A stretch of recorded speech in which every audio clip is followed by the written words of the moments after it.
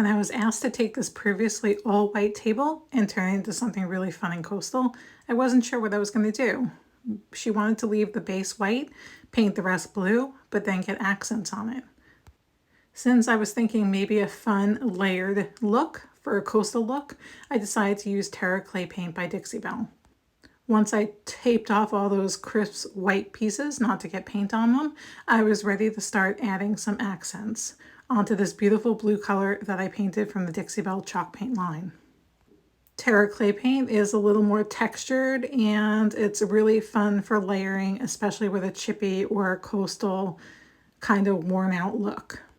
When using Terra Clay, I like to use chip brushes because they're a natural bristle brush and they're a little bit stiffer than some of the synthetics. This gives you that nice, easy layering effect.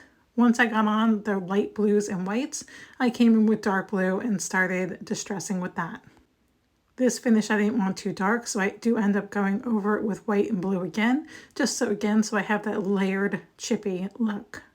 I keep lightly layering until I'm absolutely happy with the finish, ending kind of on a white cross hatching all over the table to give it that more coastal feel.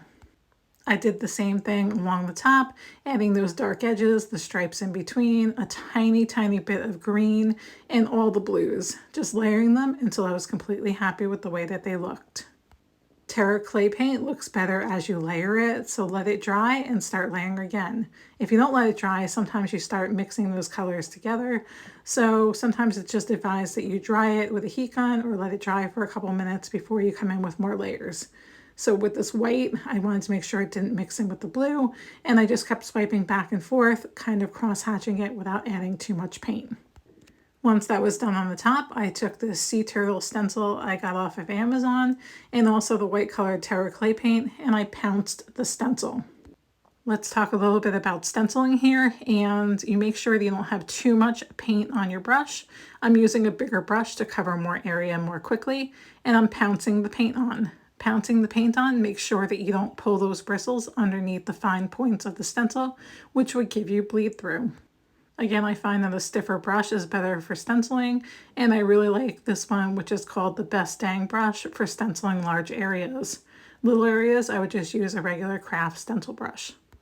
And instead of getting more paint, I just dip it onto my paper towel that already had some paint on it, and to make sure that I don't get too much, and again, not dragging it underneath that stencil.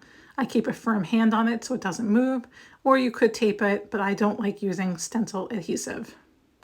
This table came out perfectly coastal. She was really happy with it, and I love the layered look with the sea turtle on top. Being from the west coast of Florida, this is a pretty popular look, and now you can pause the video to see all the products from Dixie Belle that I used on this piece.